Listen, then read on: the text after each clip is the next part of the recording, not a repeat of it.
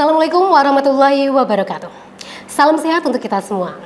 Halo pemirsa Lingkar TV dimanapun Anda berada. Senang sekali saya Vivilia dapat kembali hadir menjumpai Anda dalam program Kudus Sehat di Lingkar TV. Nah pemirsa, pada kesempatan kali ini kita akan membahas mengenai topik yang sangat menarik dan tentunya penting, yaitu mengenai mengenal, mencegah, dan mengobati tuberkulosis atau TBC. Di mana penyakit ini masih menjadi tantangan besar terutama di Kabupaten Kudus. Dan pemirsa, hari ini saya tidak sendiri, saya sudah ditemani oleh dua narasumber yang sangat luar biasa. Yang pertama ada Kepala Dinas Kesehatan Kudus, Ibu Dr. Andini Aridewi MKes. Mari kita sapa dulu. Halo Ibu. Halo Mbak Filia, selamat pagi dan salam sehat juga untuk Mbak Filia dan pemirsa Lingkar TV. Bagaimana kabarnya hari ini Ibu? Alhamdulillah sehat selalu. Sehat selalu ya Bu ya. Luar biasa sekali. Agenda narasumber kita yang kedua pemirsa, yaitu ada dokter spesialis paru, Dr. Lulu Adi Pratikno, spesialis paru. Kita sapa dulu. Halo dokter. Halo juga Mbak Filia. Bagaimana kabarnya hari ini dokter? Baik, sehat. Baik ya, sehat. Dan tentunya semangat dong dok. Pasti. Oke, baik. Ibu Andini dan juga dokter Lulu, kita akan membahas mengenai topik yang sangat menarik, yaitu mengenal, mencegah, dan mengobati tuberkulosis atau TBC. Namun sebelumnya saya ingin bertanya kepada dokter terlebih dahulu. Oke, dokter Lulu, biasanya kan masih ada nih masyarakat yang masih awam. Apa sih TBC itu? Mungkin bisa dijelaskan, apa sih tuberkulosis atau TBC itu dan bagaimana tanda-tanda kita mengenali dari adanya TBC tersebut, dokter? Bisa dijelaskan kepada pemirsa? Baik, jadi TBC adalah salah satu penyakit menular.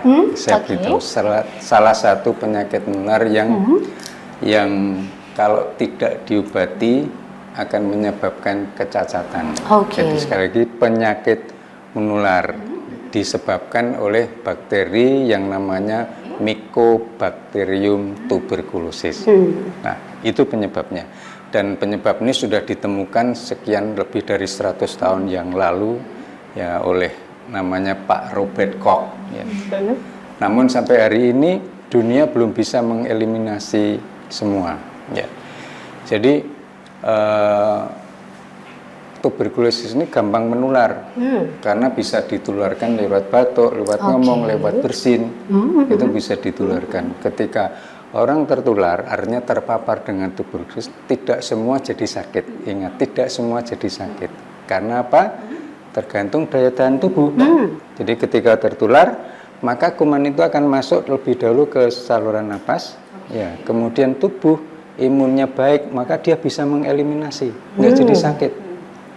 Tetapi yang imunnya agak ini, itu kuman itu nggak mati, tapi dieliminasi, masuk ke dalam sel darah putih yang namanya makrofag. Dia di situ, tapi dia tidak aktif. Nah, suatu saat ketika daya tahan tubuh menurun, ini bisa aktif lagi dan bisa menimbulkan penyakit. Nah, tetapi juga ada yang langsung begitu terpapar langsung kena. Itu karena apa? Karena tubuhnya imunitasnya rendah. Nah, biasanya paling sering itu pada anak-anak, pada orang dengan gangguan imunitas, itu kalau terpapar bisa langsung sakit. Tetapi kalau orang yang tubuhnya cukup baik, tereliminasi. Contoh, pada orang diabetes, ketika dia terpapar, dia masih sehat, dia nggak apa-apa. Tetapi ketika gula darahnya tinggi, semua sudah komplikasi, imunitas menurun, kuman yang tereliminasi itu bisa hidup lagi, muncul jadi sakit. Jadi perjalanannya seperti itu. Maka tidak semua orang yang terpapar itu sakit. Seperti saya tiap hari berhadapan dengan itu, kalau tubuh saya tidak sehat, pasti saya sudah sakit. Tidak semua sakit. Itu tentang TB. Kalau gejalanya langsung, nah, karena tuberkulosis itu paling banyak menyerang paru, maka gejala paling awal adalah batuk. Batuk itu biasanya dokter akan mengidentifikasi kalau batuknya itu lebih dari 2 minggu. Itu dokter sudah harus waspada. Oh, kemungkinan ini TB. Kenapa? Kalau di luar negeri beda, batuk di luar negeri beda. Kalau di Indonesia batuk 2 minggu kita harus waspada karena di Indonesia jumlah penderitanya nomor 2 di dunia, masih nomor 2 di dunia. Betul, ya dok ya.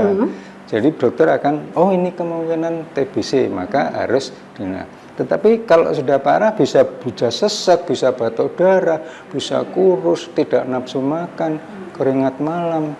Ya, kalau itu sudah parah. Makanya deteksi dini oleh dokter-dokter kita, batuk lebih dari 2 minggu, dokter harus waspada bahwa itu kemungkinan TBC harus ditindaklanjuti Nah, tetapi TBC itu bukan menyerang paru saja, tetapi TBC bisa menyerang organ-organ lain, tergantung dia mendarat di mana setelah dari paru. Bisa ke mata, bisa ke ginjal, bisa ke tulang, ya, bisa ke yang terutama yang susah itu kalau mendarat di otak itu biasanya menimbulkan kecacatan. Jadi tidak hanya di paru saja. Betul, ya dok bisa ya? Di kelenjar paling banyak di lari, tiba-tiba muncul benjolan, ternyata setelah diambil ini. Tetapi akhir-akhir ini saya juga sering mendapatkan di payudara. Dokter menganggap ini ada kanker payudara, tetapi ternyata setelah diambil TBC. Nah, itu. Gitu. Oke, mengenai TBC ini ya dok ya, banyak nih masyarakat yang masih keliru atau takut dok. Nah, apa sih mitos yang paling sering muncul di masyarakat dan kira-kira bagaimana dokter mengedukasi masyarakat tersebut dokter? Baik, jadi mitos di masyarakat seringkali yang saya dapat bahwa dianggap bahwa TBC itu penyakit keturunan. Maka banyak pasien yang tanya, loh dok, tidak ada di grup keluarga saya nggak ada yang sakit TBC kok, apakah penyakit TBC diturunkan? Tidak, penyakit TBC bukan diturunkan, tetapi didapat dari penularan. Nah, gitu. Kemudian berikutnya adalah penyakit TBC itu dianggap kalau sudah diobati, kalau sudah minum obat 1 bulan, sudah tidak ada keluhan, terus berhenti, dianggap sudah sembuh, padahal belum, karena pengobatan butuh waktu 6 bulan baru dinyatakan sembuh. 6 bulan ya dokter? Betul, minimal 6 bulan. Minimal itu 6 bulan. Terus ini ada yang bilang TBC itu nggak bisa disembuhkan. Itu salah. TBC itu bisa diobati dan disembuhkan. Beda dengan kanker. Kanker bisa diobati tapi belum tentu bisa disembuhkan. Tetapi TBC begitu ditemukan bisa disembuhkan. Bisa disembuhkan 100% kah dok? Iya. Tadi tentang rokok ya tadi. Seringkali pasien, loh dok, suami saya nggak merokok kok bisa kena TBC. Karena apa? Memang tidak semua perokok itu sakit kan. Nah pas kebetulan kalau dia sakit karena perokok itu punya potensi lebih besar mendapatkan penyakit TBC daripada bukan perokok. Jadi saya perokok kok jadi TBC langsung nanti perokok gitu.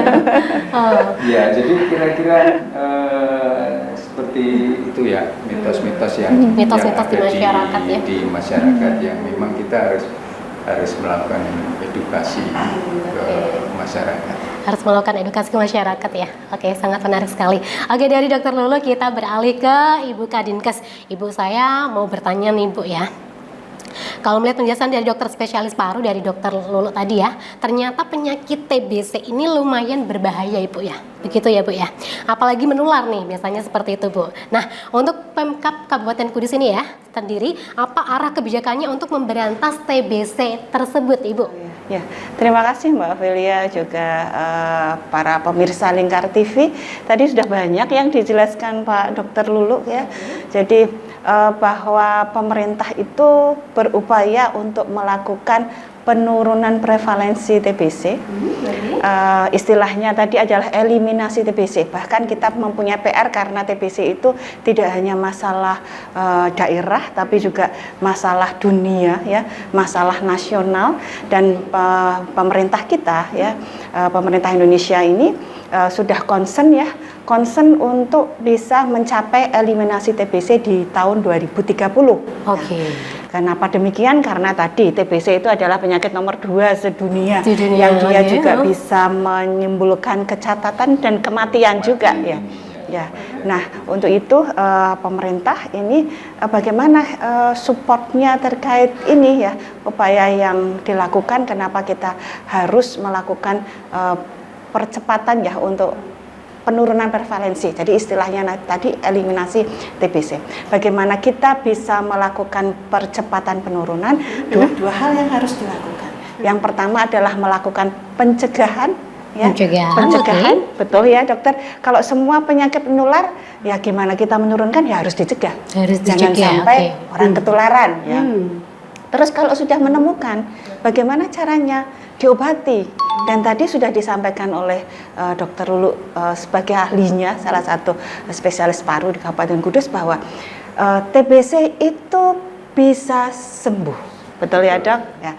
Asal kita melakukan pengobatan, konsisten untuk minum obat. Konsisten. Ya. Nah untuk itu upaya dari pemerintah jelas untuk bisa memfasilitasi itu. Satu, kita harus bisa melakukan edukasi ya, memberikan pemahaman yang benar kepada masyarakat. Apa sih itu TBC?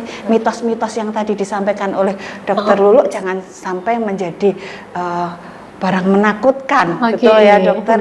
Penyakit semuanya insya Allah karena itu datang dari Tuhan, pasti Tuhan juga memberikan jalan untuk kita bisa mengatasinya. Jadi TBC itu walaupun dia penyakit menular, tetapi bisa kita lakukan pencegahan dan pengobatan. Nah itu yang perlu yang dilakukan pemerintah adalah satu, konsentrasi untuk bisa memberikan edukasi yang tepat kepada masyarakat. Yang kedua adalah melakukan pengendalian. Pengendalian yang sudah dilakukan pemerintah adalah melakukan pengendalian itu tadi mencegah dan melakukan penanganan. Nah kemudian kalau kita bisa melakukan pengendalian berarti harus ketemu dulu dong. Ya, kalau nggak ketemu sakitnya, apalagi banyak yang nutup-nutupi ya dokter. Kan kadang saya nggak mau dianggap kena penyakit TBC kan TBC kan menular, nanti pada nggak mau deket-deket dengan saya kan, biasanya begitu.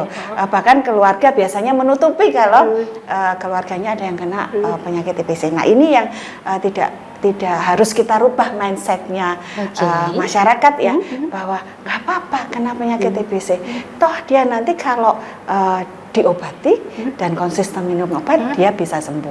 Jadi satu, yang kedua adalah melakukan screening masif atau yang kita kenal istilahnya pemerintah itu adalah tenaga kesehatan, fasilitas kesehatan wajib untuk melakukan active case finding. Jadinya menemukan secara aktif ke masyarakat. Tidak hanya ada orang yang datang misalnya tadi punya gejala seperti yang disampaikan Dokter Lulu tadi ya, batuk lama, batuk keluar darah, keluar keringat malam hari. Oh, saya kira-kira ini kena TBC apa enggak ya? Saya datang ke vaskes. Tidak hanya itu saja, tetapi pada kelompok-kelompok risiko atau dalam satu keluarga atau lingkungan terdekatnya ada yang kena penyakit TBC, fasilitas kesehatan, petugas kesehatan wajib untuk melakukan screening di sekitarnya. Karena Dokter Lulu ngendikan tadi bahwa menular. Misalnya, mohon maaf, saya kena TBC.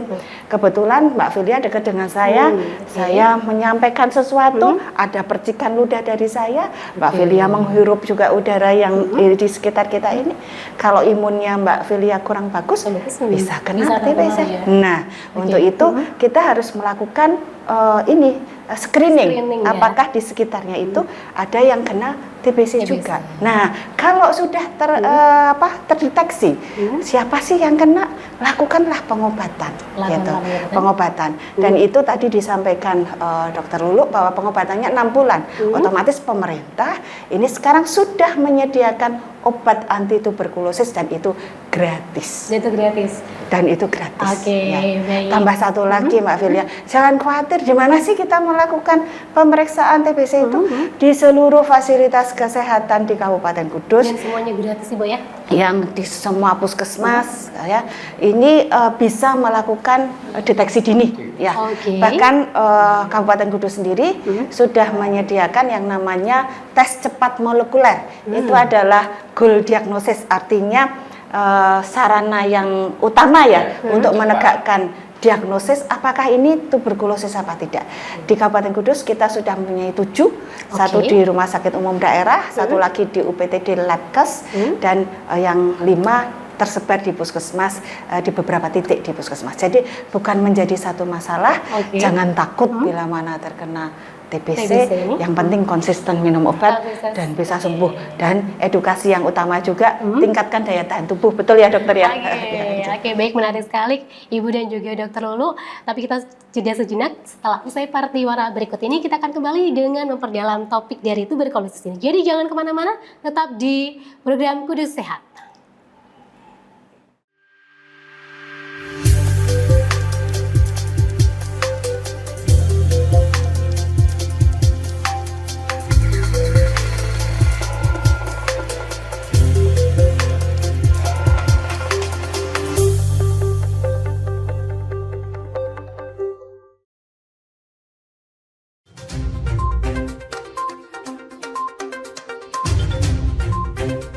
Merangkum semua peristiwa sebagai berita yang penuh fakta.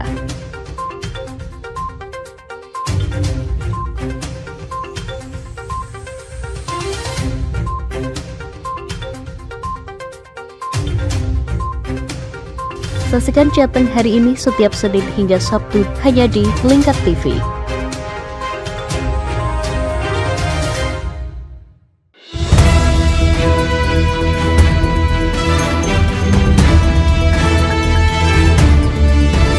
Menemani pagi Anda dengan menyajikan berita nasional dan regional yang dikupas secara akurat dan aktual untuk awali hari. Dalam Lingkar Pagi, setiap Senin hingga Sabtu jam 8 pagi hanya di Lingkar TV.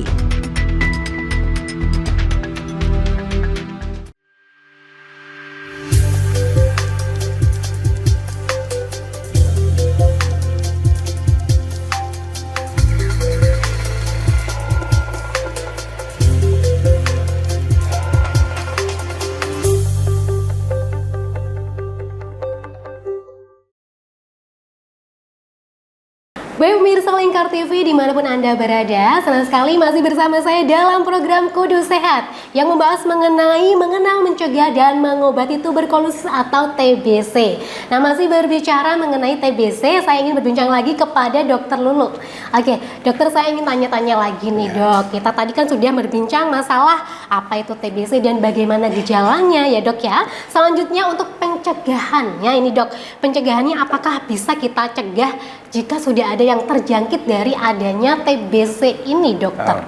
Baik, tadi Dokter Andini selaku Kepala Dinas kan sudah memaparkan tentang dari sisi manajemen penata laksanaan tuberkulosis di masyarakat. Dari sisi saya, kalau sudah ditemukan, obati sampai sembuh. Karena hanya itu obatnya supaya untuk mencegah supaya tidak tertular kepada orang lain. Itu dari sisi manusianya. Tetapi saya ingin menambahkan bahwa menyelesaikan tuberkulosis itu sebenarnya tidak bisa diselesaikan dari sektor kesehatan sendiri. Karena banyak sektor yang harus terlibat. Maka beberapa waktu yang lalu Kudus ini bersama DKK ini mengumpulkan semua sektor ya untuk bersama-sama mengeliminasi TB. Nggak bisa, contohnya kalau rumahnya itu ventilasinya tidak baik, gampang sekali menular.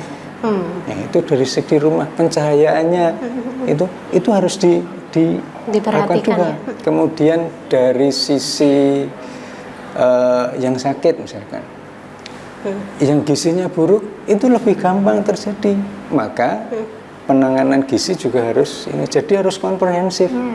Jadi dari sisi epidemiologi ada host manusianya, kemudian agentnya itu kuman tuberkulosnya dan lingkungan itu harus menyatu jadi satu. Jadi kalau itu tidak bisa bersama-sama ini nggak selesai, eliminasi TB tidak akan selesai. Maka di Kudus ini DKK benar-benar masif menggandeng seluruh sektor untuk bersama-sama mengeliminasi tuberkulosis. Gitu. Jadi harus bersama-sama untuk penanganan dan pencegahannya ya Bu Dokter ya. Oke, baik. Dok, saya pernah mendengar tentang terapi pencegahan dari tuberkulosis yang diberikan kepada kontak erat penderita nih dok. Kira-kira bahaya tidak ya dok memberikan obat pada orang yang tidak sakit ini dok? Manfaatnya kira-kira apa dok? Ya, baik. Jadi tadi di awal kan sudah saya katakan bahwa yang kontak yang terpapar dengan kuman TB kemungkinan ada 3. 1 tidak sakit, Oke. 2 langsung jadi sakit, yang ketiga ini tereliminasi. Nah, yang tereliminasi inilah menjadi target dari pencegahan, terapi pencegahan tuberkulosis. Karena kalau ini tidak diobati juga, maka suatu saat ketika daya tahan tubuh lemah, ini akan menjadi aktif jadi sumber penularan. Berisiko ya. Ya, jadi kalau biasanya kita lakukan screening, dia satu rumah itu ada yang penderita tuberkulosis, maka di rumah itu di screening apakah ada yang TBC, TBC laten. Nah, yang tadi yang kumannya di dalam tapi dia nggak aktif. Nah, ya biasanya kami di sektor kesehatan melakukan tes kulit. Oh, ini sudah tertular belum? Oh, sudah tertular tetapi tidak bergejala. Itulah sasaran TB. Di samping itu, misalkan pas dengan bayi yang kontak serumah itu nggak usah diperiksa sebelum dia harus segera dilakukan pencegahan. Nah, orang dewasa yang ininya positif tapi tidak bergejala, ronsennya baik, dia harus minum obat supaya dia ke depan tidak sakit dan tidak menjadi sumber penularan baru dan itu tidak berbahaya. Nah, kendalanya itu di lapangan adalah aku nggak sakit kok aku disuruh minum obat. Nah, itu yang masyarakat harus tahu bahwa itu bukan kepentingan dia sendiri tetapi kepentingan masyarakat luas supaya TB ini segera dieliminasi. Nah, begitu. Jadi nggak berbahaya kok. Ya, semua obat tidak hanya obat TB, semua ada efek samping. Semua ada, tetapi tidak semua orang mengalami efek samping. Ya, gitu. Oke, luar biasa sekali dokter. Tadi kita juga sudah berbincang bahwa dari TBC ini sudah bisa diobati 100%. Siap. Kira-kira bagaimana cara pengobatan dari TBC ini, Dok? Apakah kita berikan obat atau mungkin ada yang lain, dokter? Baik. Yang terutama adalah yang pertama adalah obat TB, obat anti tuberkulosis kalau disingkat dengan OAT. Nah, itu sudah disediakan gratis kok oleh pemerintah, sudah disediakan gratis dan kalau itu TBC hanya kena paru maka cukup 6 bulan selesai. Kita evaluasi setiap 2 bulan, bulan ke-5, bulan ke-6 itu kita evaluasi dahaknya. Kalau dahaknya sudah negatif sembuh. Ya, tetapi untuk yang namanya ekstra paru di luar paru seperti tulang, kemudian di otak itu kita lebih lama. Jadi 6 bulan itu standar yang harus kita selesaikan. Saya seringkali mengedukasi pasien, dok saya sudah tidak batuk dok. Belum sembuh saya bilang. Sembuhnya kalau sudah selesai 6 bulan. Saya beritahu kalau tidak selesai 6 bulan maka suatu saat dia akan kambuh. Nah, kekambuhan itu yang berbahaya karena paling sering kekambuhan menjadikan kuman tuberkulosis kebal obat. Sehingga kalau diobati obatnya itu lebih banyak, lebih lama dan efek sampingnya lebih besar. Maka selalu saya mengedukasi 6 bulan selesaikan. Duduk saya sudah nggak batuk nggak apa-apa. Manut saya bilang gitu. 6 bulan itu ya dok, ya harus konsisten ya, tidak boleh di skip ya. Oke, kalau tidak nanti putus di tengah jalan. Mengulangi lagi ya dokter. Mengulangi lagi. Kalau masih peka, kalau masih sensitif, tapi kalau sudah kebal, obatnya lagi. Obatnya jadi lebih banyak, efek sampingnya jadi lebih besar. Itu lebih berbahaya. Jadi harus konsisten 6 bulan nih pemirsa. Oke dokter, dalam banyak kasus nih dok, stigma menjadi penghalang utama ya dok ya. Apa pesan dokter kepada masyarakat agar lebih peduli dan tidak menjauhi dari orang-orang yang sudah terkena TBC? Kira-kira bagaimana? Baik, jadi ada salah satu mitos ya, bahwa penyakit TBC itu menular lewat makanan, lewat sentuhan. Tidak ya. Penyakit TBC itu menular hanya lewat batuk, bersin ya. Ketika kumannya itu melayang-layang, kemudian terisap, itu baru tertular. Tetapi kalau kuman itu sudah jatuh, dia nggak menular. Jadi kontak apapun tidak apa-apa sepanjang yang sakit itu harus diedukasi bagaimana etika batuk di rumah pakai masker dan lain sebagainya. Itu yang harus maka tidak perlu menjauhi, biasa saja. Yang penting yang bersangkutan, terutama yang TBC paru ya, di rumah harus pakai masker minimal 2 bulan pertama itu harus pakai masker. 2 bulan pertama harus memakai masker terus. Ya, kenapa seperti itu? Karena dianggap 2 bulan pertama itu kalau kumannya sensitif terhadap obat anti tuberkulosis, biasanya 2 bulan itu kumannya sudah rendah sekali. Jadi potensi penularannya jauh lebih kecil. Tetapi tetap saya saranin lebih baik sampai selesai di rumah di mana dia pakai masker. Pakai masker ya dok. Betul, ya. Oke, luar biasa sekali, menarik. Nah, untuk penanganan secara komprehensif kita akan beralih ke Ibu Kadinkes, Ibu Dr. Andini Aridewi. Ibu, dari dokter saya ingin bertanya nih, Bu Kadin, kalau kita menyimak penjelasan dari Dr. Lulu tadi ya, ternyata harapan untuk sembuh dari TBC ini cukup tinggi, Ibu. Nah, kira-kira apakah ada alokasi anggaran khusus dari APBD yang ditujukan untuk program penanggulangan TBC ini, Ibu? Bisa dijelaskan kepada pemirsa? Baik, Mbak Filia dan juga pemirsa Lingkar TV, tadi saya juga menyampaikan bahwa karena TBC ini merupakan satu program prioritas nasional, support yang dilakukan oleh pemerintah sudah cukup luar biasa juga ya, baik dari APBN maupun anggaran daerah ya, mulai dari sisi untuk media promosi di pencegahan, tadi banyak yang sudah disampaikan Pak Dr. Lulu ya, untuk pencegahan itu harus bagaimana sih, tetapi kan masyarakat butuh untuk memahami informasi yang benar terkait dengan TBC. Nah, ini juga APBD dari Kabupaten Kudus juga memberikan alokasi untuk kita bisa memberikan promosi ya, promosi edukasi kepada masyarakat bahwa bagaimana sih cara mencegah TBC, bagaimana sih penanganannya TBC gitu, kemana sih kita bisa mengakses untuk diberikan layanan terkait dengan penata laksanaan TBC gitu.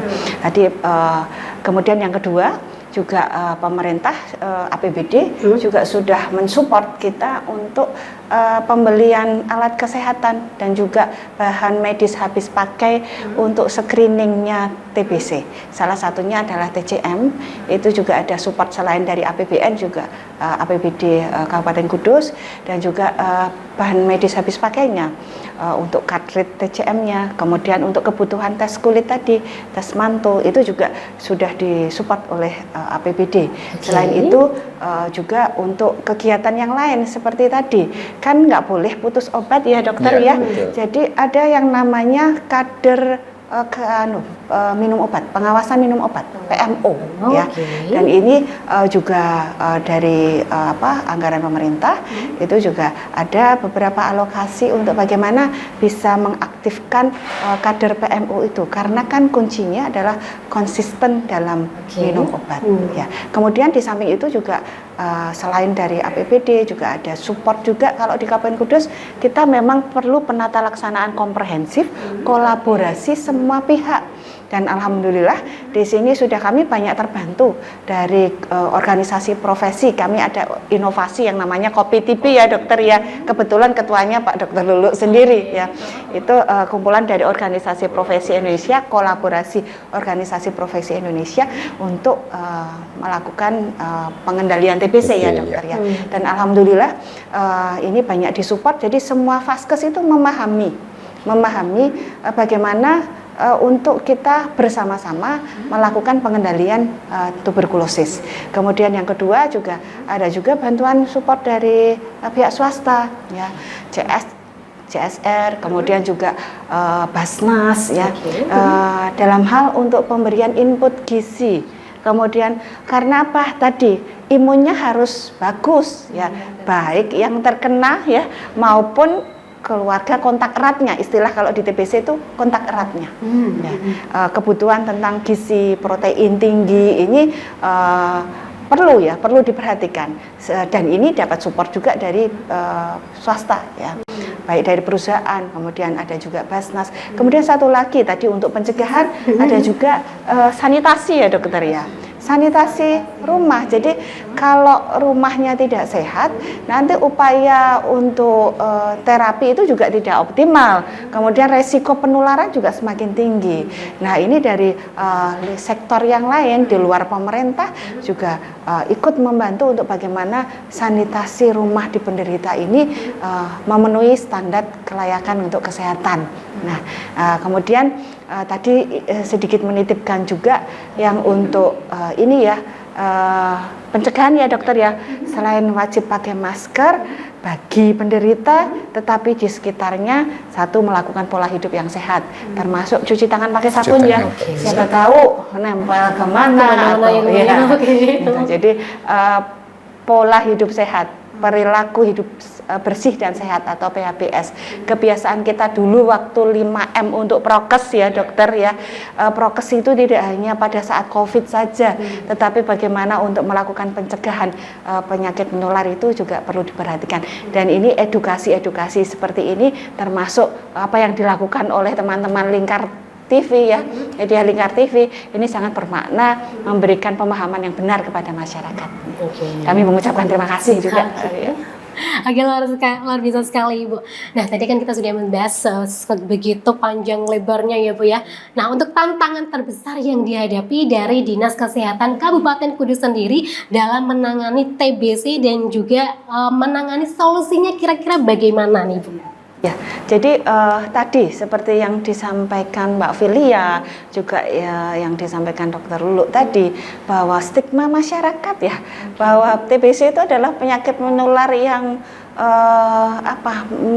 menakutkan, wajib dihindari ya, seolah-olah jangan deket-deket dong sama TBC gitu ya. Itu satu. Yang kedua, karena pengobatannya jangka lama ya dokter ya, minimal kan tadi 6 bulan. Orang disuruh minum obat, berbagai macam obat tiap hari lagi. Itu biasanya kalau sudah merasa enak, dia pasti saya sudah sembuh kok dok, terus nggak mau kontrol lagi, nggak mau ambil obat lagi. Nah, inilah yang menjadi tantangan terbesar kita. Padahal tadi risikonya kalau dia nggak minum obat secara teratur sesuai dengan tata laksana yang seharusnya, justru dia nanti bisa resisten atau kebal obat. Dan semakin resiko, semakin resisten terhadap obat, resikonya karena kan ada dampak samping kalau semakin banyak untuk melakukan pengobatan, kemudian juga menular ya dokter ya. Jadi ya menular ya, resiko kematiannya juga semakin tinggi juga. Jadi tantangan terbesar kami adalah bagaimana bisa memahamkan masyarakat bahwa TBC itu adalah penyakit menular tapi bisa disembuhkan kok. Dan yang berdekatan dengan penyakit TBC bisa dicegah kok ya.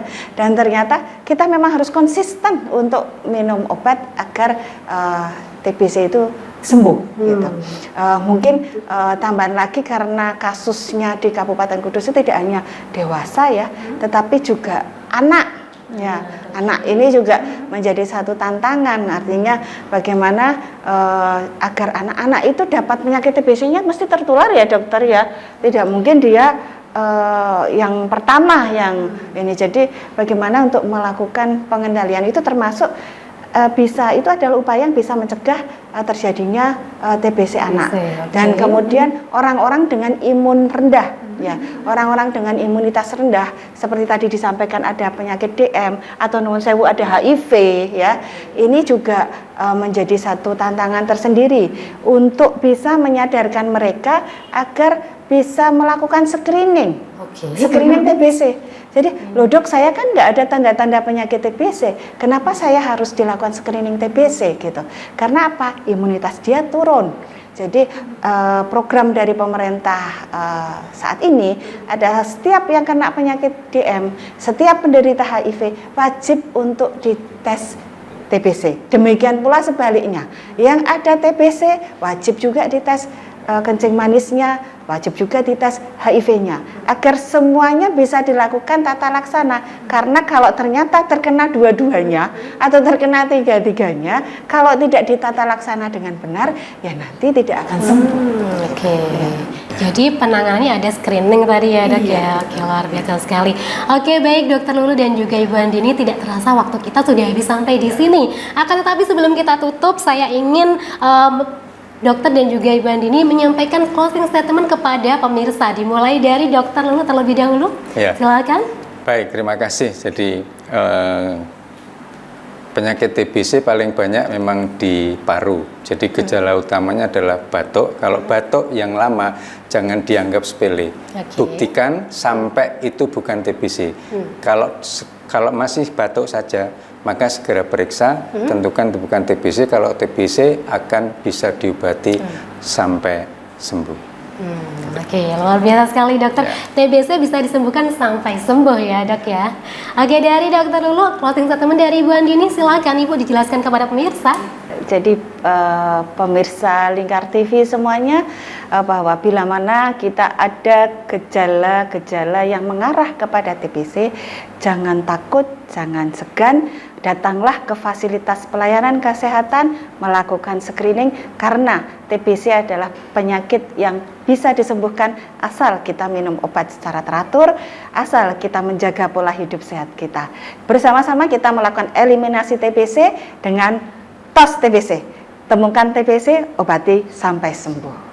Oke, luar biasa sekali. Baik, terima kasih Dokter Lulu dan juga Ibu Andini atas informasi yang disampaikan kepada masyarakat. Semoga ini bisa memberikan wawasan kepada masyarakat yang belum mengetahui apa sih itu TBC itu. Oke, baik pemirsa Lingkar TV, ingat tuberkulosis bisa diobati hingga sembuh. Jadi periksakan diri Anda jika sudah merasa ada gejala-gejala dari TBC tersebut. Nah, pemirsa, saya Vivi Lia pamit undur diri. Terima kasih atas kebersamaannya dan sampai jumpa.